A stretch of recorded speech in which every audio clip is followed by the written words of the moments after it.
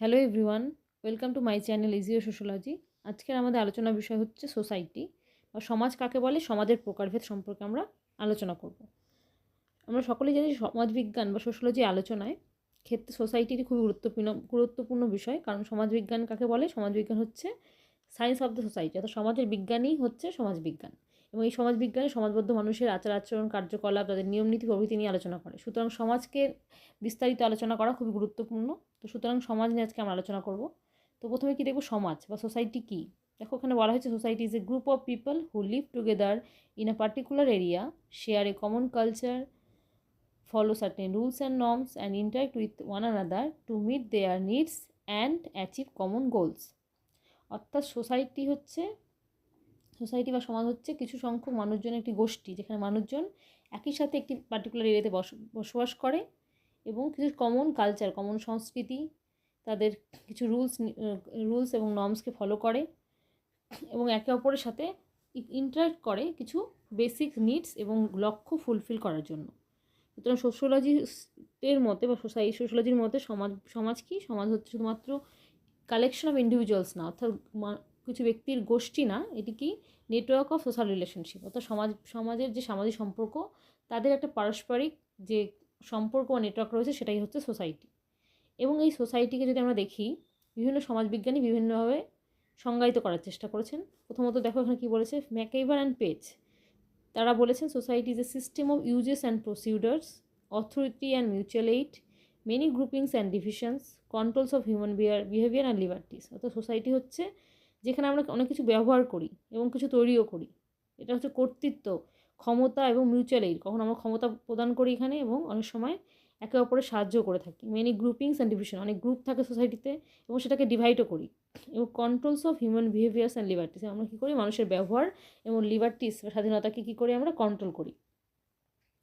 এছাড়া গিডিংস কী বলেছেন, society is the union itself, the organisation, the sum of formal relation in which association individuals are bound together. অর্থাৎ society একটা organisation, একটা union, যেখানে কিছু রিলেশনগুলো ইন্ডিভিজুয়ালের মাধ্যমে কী হয়, একসাথে বাউন্ড হয়ে থাকে। এবং অগাস্কত কী বলেছেন, society is a social organism subject to natural laws. অর্থাৎ মানুষের শরীরে যেমন বিভিন্ন রকম অর্গান রয়েছে, তেমনি সোসাইটি হচ্ছে একটি সোশ্যাল অর্গানিজম, সামাজিক অঙ্গ, যা কী করে ন্যাচারাল প্রাকৃতিক নিয়মে চলতে থাকে। অর্থাৎ সমাজকে সুষ্ঠুভাবে পরিচালনার জন্য সোসাইটি একটি খুব গুরুত্বপূর্ণ অঙ্গ হিসাবে কাজ করে। এফএইচ গিডিংস কী বলেছেন, society is the widest group of individual unit by social relationship. অর্থাৎ সোসাইটি হচ্ছে একটা সবচেয়ে বড় লার্জ গ্রুপ, যেটা কী করে সামাজিক রিলেশনশিপ বা সম্পর্কগুলিকে একত্রিত রাখে। অর্থাৎ society is A wave of social relationship among people who share common culture and live together. সুতরাং সোসাইটি কি, সোসাইটি হচ্ছে সামাজিক সম্পর্কের মধ্যে একটা নেটওয়ার্ক, যেখানে মানুষজন কিছু কমন কালচারকে শেয়ার করে এবং একসাথে বসবাস করে। এবার দেখব ফিচার্স অফ সোসাইটি, অর্থাৎ সমাজবিজ্ঞানের বা সমাজের কিছু বৈশিষ্ট্য রয়েছে। তার মধ্যে কি প্রথম বৈশিষ্ট্য, গ্রুপ অফ পিপল। অর্থাৎ সোসাইটি আমরা জানি, সোসাইটি একটা কালেকশন অফ ইন্ডিভিজুয়ালস বা কিছু সংখ্যক মানুষের গোষ্ঠী, যেখানে মানুষজন একসাথে বসবাস করে। সেখানে একটি মানুষ কখনোই বসবাস করতে পারে না।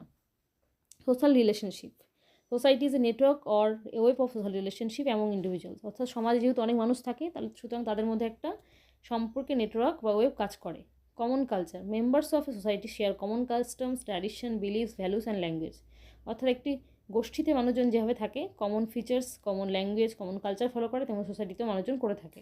কোঅপারেশন ইন্টারাকশন, সোসাইটি কী হয়, সহযোগিতা, interactions, mutual dependence among its member. অর্থাৎ সমাজের মানুষজন কোঅপারেশন, ইন্টারাকশন বা মিউচুয়াল ডিপেন্ডেন্স, নির্ভরতার উপর ডিপেন্ড করে গড়ে ওঠে। Social norms and rules, society is regulated by norms, customs, laws, moral values that guided human behaviour.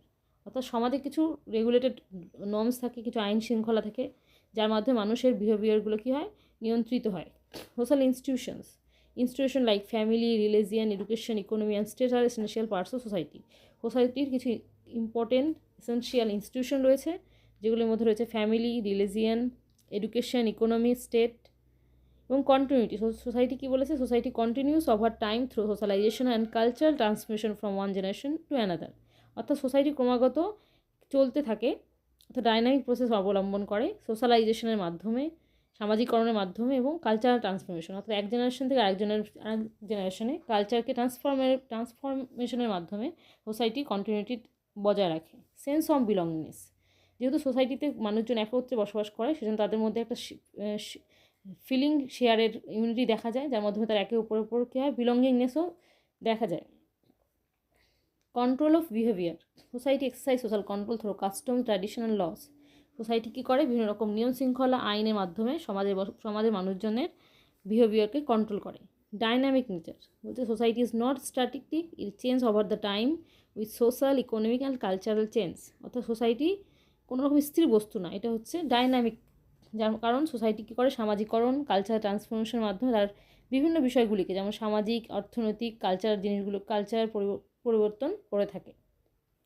এরপরে দেখবো আমরা টাইপস অফ সোসাইটি, অর্থাৎ সমাজ কত ধরনের। আমরা সমাজকে বিভিন্নভাবে ভাগ করে থাকি, তার মধ্যে কিছু উল্লেখযোগ্য ভাগ হলো যেমন প্রিমিটিভ সোসাইটি, আদিম সমাজ। আমরা জানি সে সময় মানুষজন কী করতো, বেশ হান্টিং ফিশিং এবং ফুড গ্যাদারিং করে থাকতো। তাদের সোশ্যাল স্ট্রাকচার ছিল সিম্পল এবং বেশিরভাগ সমাজ ছিল কিনশিপ টাইস, কিনশিপ আত্মীয় প্রথায় আবদ্ধ ছিল।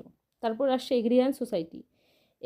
এগ্রিয়ান সোসাইটিতে এগ্রিকালচার মেন অকুপেশন ছিল এবং মেনলি ভিলেজ সোসাইটির ক্ষেত্রে, এবং সোসাইটি ছিল ভিলেজ বেসড এবং সেখানে ফ্যামিলি সিস্টেম কেমন ছিল, জয়েন্ট ফ্যামিলি সিস্টেম।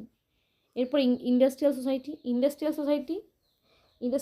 সোসাইটি কেমন, এটা মেনলি 18th সেঞ্চুরিতে গড়ে ওঠে। এই ইন্ডাস্ট্রিয়াল সোসাইটি ছিল ফ্যাক্টরি বেসড ইকোনমি, যেখানে আরবানাইজেশন হয়, তার ফলে ডিভিশন অফ লেবার আসে এবং ইন্ডাস্ট্রিয়ালাইজেশনে মেশিনের ইউজ শুরু হয়। রুরাল সোসাইটি কেমন, ভিলেজ, সেখানে যেটা হচ্ছে মেনলি ভিলেজ সেন্টার সোসাইটি, যেখানে মানুষের মধ্যে ক্লোজ পার্সোনাল রিলেশনশিপ দেখা যায় এবং ট্র্যাডিশন ফলো করে মানুষজন, ট্র্যাডিশন ওরিয়েন্টেড হয়। আরবান সোসাইটি যেটা মেনলি সিটি সেন্টার সোসাইটি, যেখানে ফর্মাল এবং ইমপার্সোনাল রিলেশনশিপ থাকে।